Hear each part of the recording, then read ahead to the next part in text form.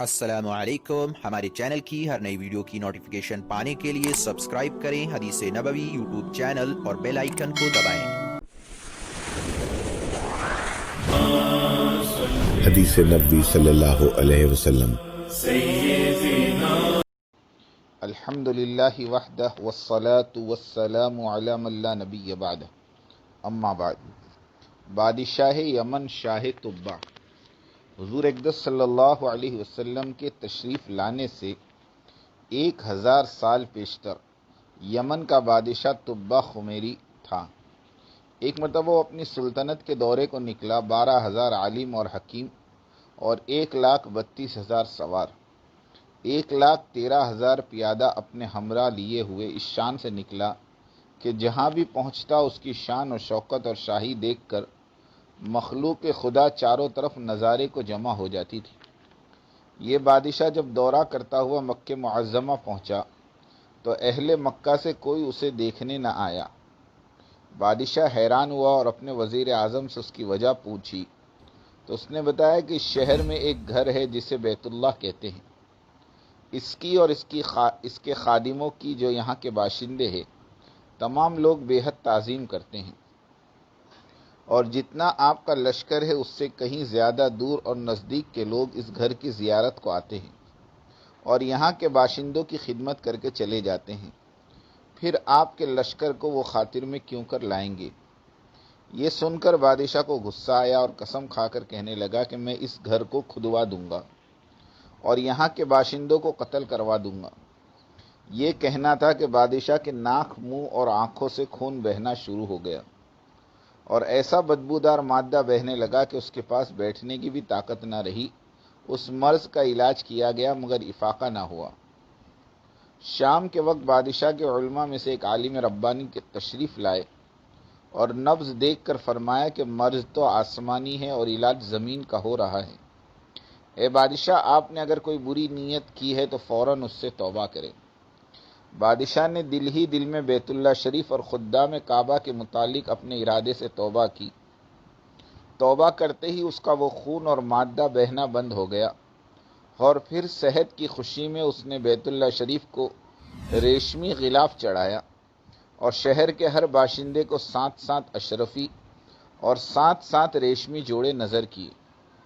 پھر یہاں سے چل کر مدینہ منورہ پہنچا تو 7 چلنے والے علماء نے جو کتب سماویہ کے عالم تھے وہاں کی مٹی کو سونگھا اور کنکریوں کو دیکھا، اور نبی آخر الزماں صلی اللہ علیہ وسلم کی ہجرت گاہ کی جو علامتیں انہوں نے پڑھی تھی ان کے مطابق اس سرزمین کو پایا، تو باہم عہد کر لیا کہ ہم یہیں مر جائیں گے مگر اس سرزمین کو نہ چھوڑیں گے۔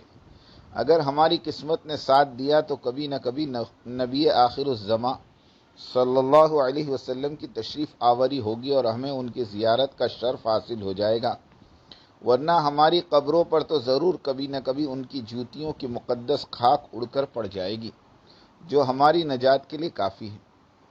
یہ سن کر بادشاہ نے ان عالموں کے واسطے 400 مکان بنوائے اور اس بڑے عالمی ربانی کے مکان کے پاس حضور صلی اللہ علیہ وسلم کی خاطر ایک 2 منزلہ عمدہ مکان تعمیر کروایا اور وصیت کر دی کہ جب آپ صلی اللہ علیہ وسلم تشریف لائیں تو یہ مکان آپ کی آرام گاہ ہوں، اور ان 400 علماء کی کافی مالی امداد بھی کی اور کہا کہ تم ہمیشہ یہیں رہو، اور پھر اس بڑے عالم ربانی کو ایک خط لکھ دیا اور کہا کہ میرا یہ خط اس نبی آخر الزماں صلی اللہ علیہ وسلم کی خدمت اقدس میں پیش کر دینا، اور اگر زندگی میں تمہیں حضور صلی اللہ علیہ وسلم کی زیارت کا موقع نہ ملے تو اپنی اولاد کو وصیت کر دینا کہ نسلاً بعد نسلاً میرا یہ خط محفوظ رکھیں حتیٰ کہ سرکار نامدر صلی اللہ علیہ وسلم کی خدمت میں پیش کیا جائے۔ یہ کہہ کر بادشاہ وہاں سے چل دیا۔ وہ خط نبی کریم صلی اللہ علیہ وسلم کی خدمت اقدس میں 1000 سال بعد پیش ہوا۔ کیسے ہوا اور خط میں کیا لکھا تھا سنیے، اور عظمت حضور صلی اللہ علیہ وسلم کی شان دیکھیے۔ لکھا تھا کمترین مخلوق طب اول خمیری کی طرف سے، شفیع المذنبین سید المرسلین محمد الرسول اللہ صلی اللہ علیہ وسلم کے نام۔ اما بعد، اے اللہ کے حبیب، میں آپ پر ایمان لاتا ہوں اور جو کتاب آپ پر نازل ہوگی اس پر بھی ایمان لاتا ہوں، اور میں آپ کے دین پر ہوں، بس اگر مجھے آپ کی زیارت کا موقع مل گیا تو بہت اچھا اور غنیمت، اور اگر میں آپ کی زیارت نہ کر سکا تو میری شفاعت فرمانا، اور قیامت کے روز مجھے فراموش نہ کرنا۔ میں آپ کی امت میں سب سے اول ہوں اور آپ کے ساتھ آپ کی آمد سے پہلے ہی بیعت کرتا ہوں۔ میں گواہی دیتا ہوں کہ اللہ ایک ہے اور آپ اس کے سچے رسول ہیں۔ شاہ یمن کا یہ خط نسلاً بعد نسلاً ان 400 علماء کے اندر حرز جان کی حیثیت سے محفوظ چلا آیا، یہاں تک کہ 1000 سال کا عرصہ گزر گیا۔ ان علماء کی اولاد اس کثرت سے بڑھی کہ مدینے کی آبادی میں کئی گنا اضافہ ہو گیا، اور یہ خط دست بدست مع وصیت کے اس بڑے عالم ربانی کی اولاد میں سے حضرت ابو ایوب انصاری رضی اللہ تعالیٰ عنہ کے پاس پہنچا، اور آپ نے وہ خط اپنے غلام خاص ابو لیلہ کی تحویل میں رکھا۔ جب حضور صلی اللہ علیہ وسلم نے مدینہ ہجرت فرمائی اور مدینے کی گھاٹیوں سے آپ کی اونٹنی نمودار ہوئی اور مدینہ کے خوش نصیب لوگ محبوب خدا کا استقبال کرنے کو جوق در جوق آ رہے تھے، اور کوئی اپنے مکانوں کو سجا رہا تھا تو کوئی گلیوں اور سڑکوں کو صاف کر رہا تھا، اور کوئی دعوت کا انتظام کر رہا تھا، اور سب یہی اصرار کر رہے تھے کہ حضور صلی اللہ علیہ وسلم میرے گھر تشریف لائیں۔ حضور سے فرمایا میری اونٹنی کی نکیل چھوڑ دو، جس گھر میں یہ ٹھہرے گی اور بیٹھ جائے گی وہی میری قیامگاہ ہوگی۔ چنانچہ جو 2 منزلہ مکان شاہ یمن طبع خمیری نے حضور صلی اللہ علیہ وسلم کی خاطر بنوایا تھا، وہ اس وقت حضرت ابو ایوب انصاری رضی اللہ عنہ کی تحویل میں تھا۔ اسی میں حضور صلی اللہ علیہ وسلم کی اونٹنی جا کر ٹھہر گئی۔ لوگوں نے ابو لیلہ کو بھیجا کہ جاؤ حضور صلی اللہ علیہ وسلم کو شاہ یمن طب خمیری کا خط دے دو۔ جب ابو لیلہ حاضر ہوا تو حضور صلی اللہ علیہ وسلم نے اسے دیکھتے ہی فرمایا تو ابو لیلہ ہے؟ یہ سن کر ابو لیلہ حیران ہو گیا۔ حضور نے فرمایا میں محمد رسول اللہ ہوں، شاہ یمن کا جو خط تمہارے پاس ہے لاؤ وہ مجھے دو۔ چنانچہ ابو لیلہ نے وہ خط دیا۔ حضور صلی اللہ علیہ وسلم نے فرمایا صالح بھائی طبہ کو آفرین اور شاباش ہے، صلی اللہ علیہ وعلی آلہ واصحابہ وسلم تسلیما کثیرا کثیرا۔ بحوالہ تاریخ ابن عساکر۔ تبلیغی کام کی ابتدا۔ حضرت جی مولانا الیاس صاحب قدس سرہ شوال 1329 ہجری میں دوسری بار حج کے لیے روانہ ہوئے۔ جب مدینے سے واپسی کا وقت آیا تو مولانا پر ایک عجب اضطرابی کیفیت طاری تھی، ایسی کہ جیسے ایک غلام نے طے کر لیا ہو کہ اپنے آقا سے دامن مراد بھرے بغیر چوکھٹ چھوڑے گا نہیں۔ یہیں اللہ تعالیٰ نے آپ کے دل میں دعوت و اصلاح کا وہ طریقہ ڈالا جو آج تبلیغی تحریک کے نام سے معروف ہے۔ مولانا کو خواب میں رسول اللہ صلی اللہ علیہ وسلم کی زیارت ہوئی اور ارشاد فرمایا گیا کہ ہم تم سے کام لیں گے، تمہیں ہندوستان واپس جانا چاہیے۔ 29 ذی القعدہ سن 1328 ہجری کو جامع مسجد سہارنپور میں مولانا نے اس سلسلے کا پہلا خطاب فرمایا، دعوت و تبلیغ کے کام کے لیے افراد کی تشکیل کی، پھر انہی دنوں میں دعوت کے اصول مقرر فرمائے۔ ابتدا میں آپ نے دعوت کے مضمون کو اتنی وسعت دی تھی کہ وہ 60 تک پہنچ گئی، لیکن ظاہر ہے کہ مولانا جس طرح امت کے ہر طبقے سے یہ کام لینا چاہتے تھے، ان کے لیے احکام دین کی اتنی طویل فہرست کو سنبھالنا ممکن نہیں تھا۔ اس لیے تجربے سے مختصر کرتے ہوئے مولانا نے اس تحریک کو 6 نکات پر مرتکز فرمایا: ایمان، اخلاص، نماز، ذکر، علم اور اکرام مسلم۔ یہ ایسی باتیں ہیں جن پر امت کے تمام طبقات کا اتفاق ہے اور جس سے کسی مسلمان کے لیے اختلاف کی گنجائش نہیں۔ یہ گویا امت کے لیے کلمہ سوا کا درجہ رکھتا ہے۔ قدرت نے انسان کو پانی فراہم کرنے کے 2 ذرائع رکھے ہیں، ایک کنواں اور دریا جہاں پیاسے خود پہنچتے ہیں، دوسرے بادل جو پانی کی کشکول اٹھائے ہوئے در در کا چکر لگاتا ہے اور خود پیاسوں کو پانی پہنچاتا ہے۔ مولانا چاہتے تھے کہ جیسے مدارس اور خانقاہیں علم اور اصلاح کے سرچشمے اور سمندر ہیں، ویسے ہی علم کا ایک بادل بھی اٹھے اور وہ بے طلبوں تک دین کا آب حیات پہنچائے کہ انبیاء کے یہاں اشاعت دین کے یہ دونوں طریقے موجود تھے۔ ایک طرف لوگ دار ارقم یعنی مکہ اور صفہ مدینہ پہنچ کر انوار نبوت سے اپنے سینے معمور کرتے تھے، تو دوسری طرف مکہ کی گلیوں، طائف کے بازاروں اور عرب کے دور دراز قبیلوں تک خود آفتاب نبوت پہنچتا تھا، اور جو لوگ نور حقیقت سے ناآشنا تھے ان میں اس کی طلب پیدا کرتا تھا۔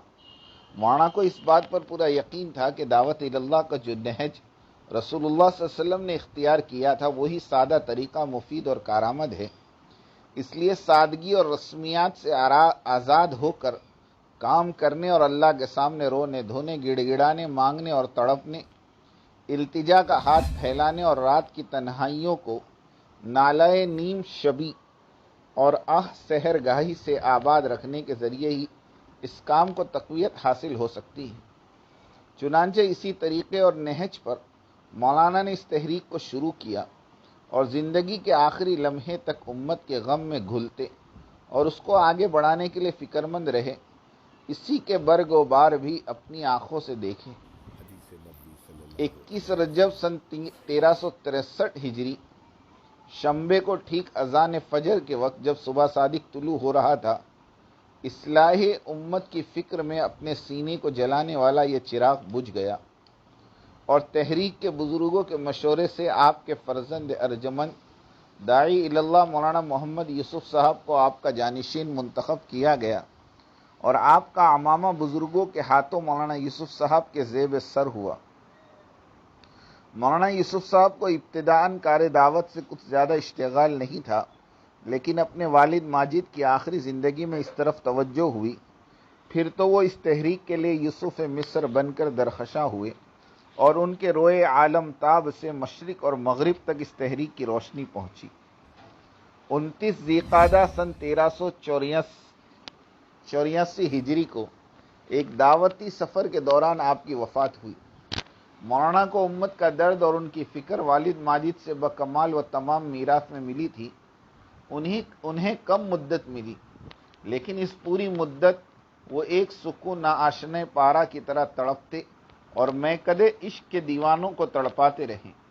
اگر مولانا الیاس صاحب کو لکنت موسیٰ سے نسبت حاصل تھی تو مولانا محمد یوسف صاحب کو بلاغت ہارون سے حصہ پایا تھا، اور ان کا خطاب دلوں کی دنیا کو زیر و زبر کر کے رکھ دیتا تھا۔ مولانا نے اپنے آخری خطاب میں جو فکر انگیز باتیں فرمائی ان سے بالکل صرف نظر کر کے گزر جانا طبیعت کو گوارا نہیں۔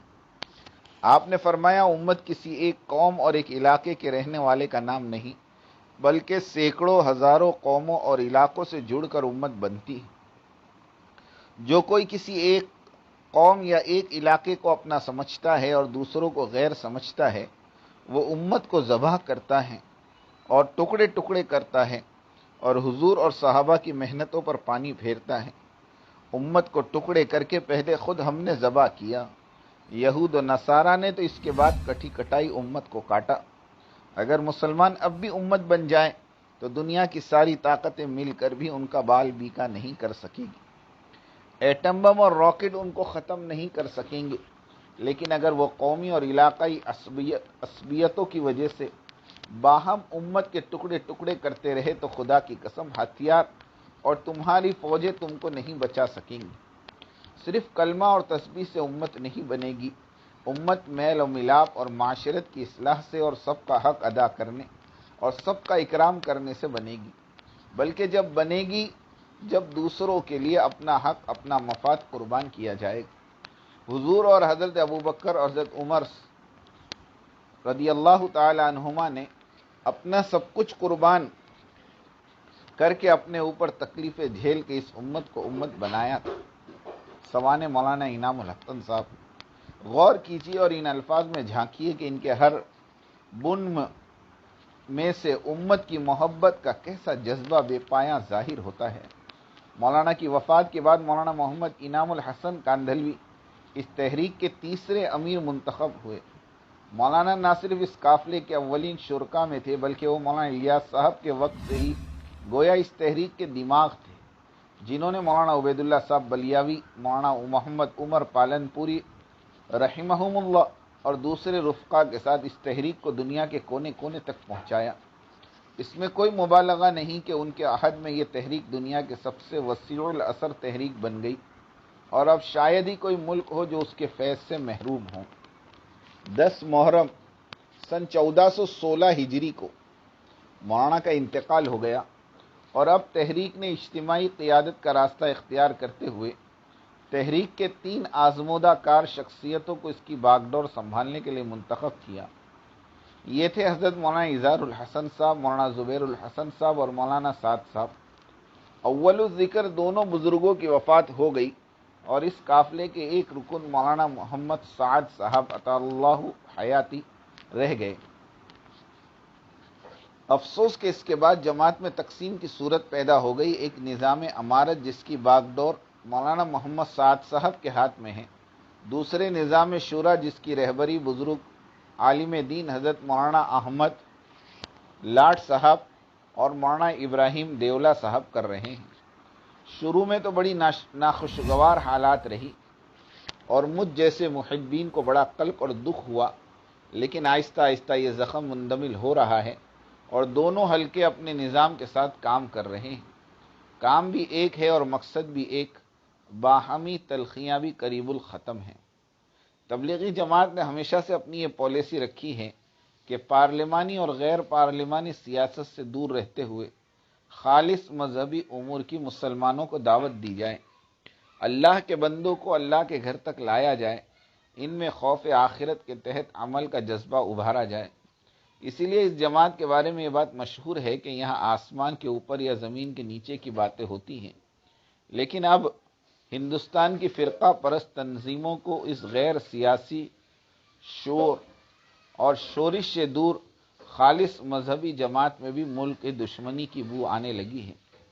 مرکز نظام الدین میں ہمیشہ ملک کے چپے چپے سے اور دنیا کے مختلف علاقوں سے جماعتیں آتی رہتی ہیں، یہاں ان کا قیام ہوتا ہے، یہاں کے پروگرام میں شریک ہوتے ہیں، پھر ان کو مختلف علاقوں میں رخ دے دیا جاتا ہے۔